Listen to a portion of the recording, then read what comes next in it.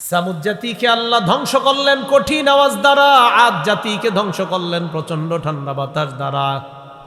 এবার আল্লাহ ৩ নম্বরে কয় ওয়াজা ফিরআউনু ওয়া মান ক্বাবলাহু, ফিরআউন এবং তার আগের জাতি যারা, ওয়াল মুতাফিকাত, মুতাফিকাত মানে উল্টে যাওয়া সম্প্রদায়। এটা কারা? লূত নবীর সম্প্রদায়। এদেরকে আল্লাহ কি করছে? জমিনটা উপরে নিয়ে একটা আছাড় মাইরা সবগুলোর ধ্বংস করছে, পুরা জমিন সহ নিছে। হাঁস মুরগি ইত্যাদি গুলারও কান্নার চিৎকারের আওয়াজ শোনা গেছে। ওয়া আম্মা আদুন ফাউহলিকু বিরিহিন সরসরিন আতিয়া, আদ সম্প্রদায়কে ধ্বংস করা হয়েছে প্রচন্ড ঠান্ডা বাতাস দ্বারা। সাখখারাহা আলাইহিম সাবআ লায়াল ওয়া সামানিয়াতা আইয়াম, এই বাতাস তাদের উপর আল্লাহ বিরামহীনভাবে ৭ রাত ৮ দিন রেখে দিলেন। প্রচন্ড বাতাস, হুসুমা, হুসুমা অর্থ হলো বিরামহীনভাবে বাতাস। ফাতারাল কওমা ফিহা সারআ, আল্লাহ বলেন নবী আপনি যদি থাকতেন তাহলে দেখতেন ওই আদ সম্প্রদায় ধ্বংস হওয়ার পর এদেরকে দেখলে আপনি দেখতেন সারআ, তারা লুটিয়ে পড়ে গেছে, সবগুলা পুইরা রয়েছে। এই সম্প্রদায় গর্ব করত নিজেদের শরীর নিয়ে, বলতো ওয়াকালু মান আশাদ্দু মিন্না কুওয়া, আদ সম্প্রদায় পাহাড় কেটে বাড়ি বানাইতো আর বলতো আমাদের চাইতে শক্তিশালী আর কে আছে। আল্লাহ বলেন আওয়ালাম ইয়ারাউ আন্নাল্লাহাল্লাযী খালাকাহুম, আদ সম্প্রদায় কি চিন্তা করে না তাদের এত বড় শরীরটা কে দিল? তাদের তো চিন্তা করা দরকার এই শরীরটা যে দিয়েছে তিনি তাদের চাইতে আরো বেশি শক্তিশালী।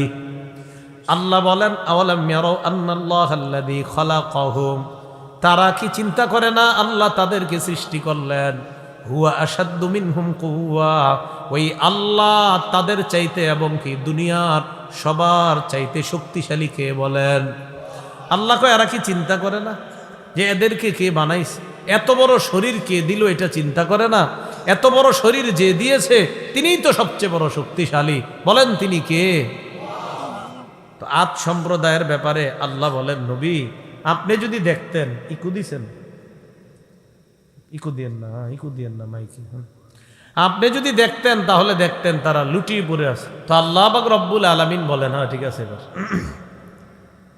ওয়া আম্মা আদুন ফাউহলিকু বিরিহিন সরসরিন আতিয়া সাখখারাহা আলাইহিম সাবআ লায়ালি ওয়া সামানিয়াতা আইয়াম হুসুমান ফাতারাল কওমা ফিহা সারআ, নবী আপনি তাদেরকে দেখলে দেখতেন যে তারা লুটিয়ে পড়ে আছে।